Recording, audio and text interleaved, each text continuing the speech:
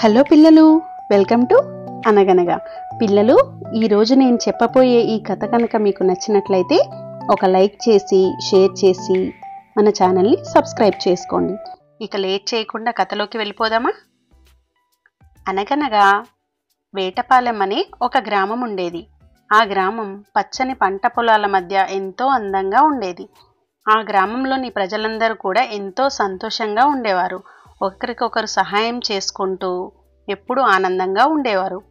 ఆ ఊరిలోనే ఒక పెద్ద మామిడి చెట్టు కూడా ఉంది.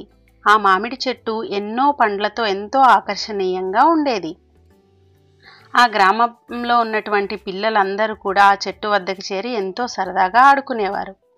ఒకరోజు సూరయ్య అనే ఒక ఆయన ఆ చెట్టుకి ఉరి వేసుకుని చనిపోయాడు. ఆ రోజు నుంచి కూడా ఆ ఊరి ప్రజలందరూ ఆ చెట్టు వద్దకు వెళ్ళడమే మానేశారు. ఈ విషయం తెలియని ఒక ముగ్గురు పిల్లలు ఆ చెట్టు వద్దకు వెళ్ళి పండ్లు కోసుకుందామని వెళ్ళారు. ఒకడు ఆ చెట్టుపైకెక్కి పండ్లను తెంపబోగా ఒక దెయ్యం, ఏరా నీకు పండ్లు కావాలా అని వాడి వైపు చూసింది. వాడు వణికిపోతూ ఒక్కసారిగా కిందకు దూకాడు. ఆ ముగ్గురు పిల్లల్ని ఆ దెయ్యం వెంబడించింది. ఆ ముగ్గురు కూడా భయంతో పరుగులు పెట్టడం స్టార్ట్ చేశారు. వారు ఊరిలోకి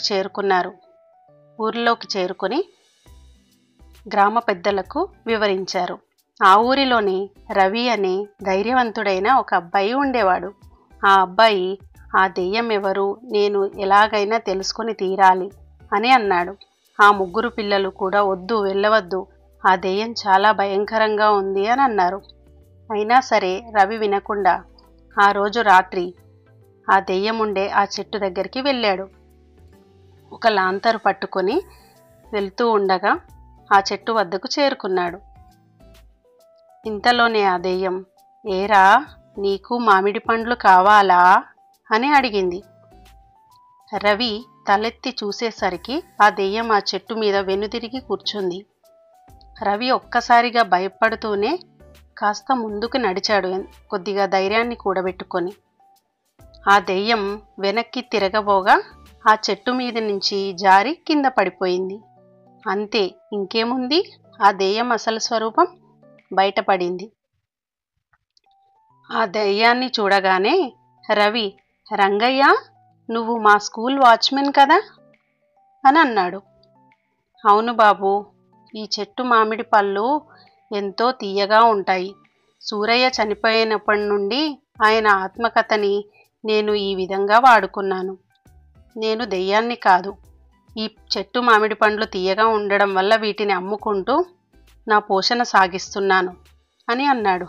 దాంతో రవికి కోపం వచ్చి, కానీ నీ వల్ల గ్రామ ప్రజలందరూ కూడా ఎంతో భయంతో జీవిస్తున్నారు. ఇది చాలా తప్పు. నేను ఇప్పుడే ఈ విషయాన్ని అందరికీ చెప్తాను అంటూ రవి పరుగులు తీశాడు. దాంతో రంగయ్య భయపడిపోయి అక్కడి నుండి పారిపోయాడు. రవి ఊరిలోకి వెళ్ళి ఆ గ్రామ ప్రజలందరికీ కూడా ఈ విషయాన్ని చెప్పాడు. సో రవి ధైర్య సాహసాలకి ఆ ఊరి పెద్దలందరూ కూడా మెచ్చుకున్నారు. ఆ రోజు నుంచి ఆ గ్రామ ప్రజలందరూ కూడా ఎంతో ఆనందంగా ఆ మామిడి చెట్టు కింద కాలక్షేపం చేస్తూ ఉండేవారు. పిల్లలు, మీకు ఈ కథ నచ్చిందా? నచ్చితే ఒక లైక్ చేసి షేర్ చేసి మన మరిన్ని లేటెస్ట్ అప్డేట్స్ కోసం అయితే మన ఛానల్ని సబ్స్క్రైబ్ చేసుకోండి. Thank you for watching.